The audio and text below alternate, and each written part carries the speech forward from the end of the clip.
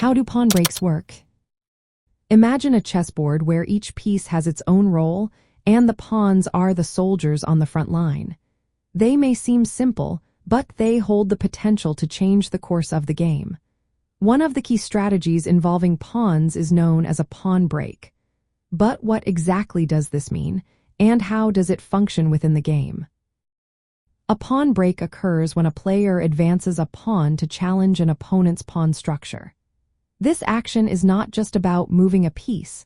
It is a strategic maneuver aimed at opening lines for other pieces, creating weaknesses in the opponent's position, or gaining space on the board.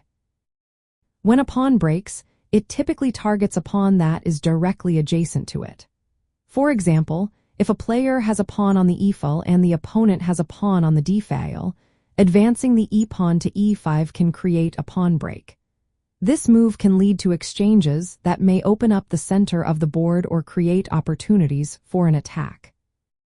The effectiveness of a pawn break often depends on timing and the overall position of the pieces. A well-timed pawn break can disrupt the opponent's plans and create imbalances that a player can exploit.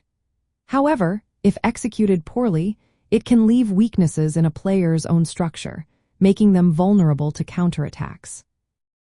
In summary, understanding how pawn breaks work is essential for any chess player looking to improve their game.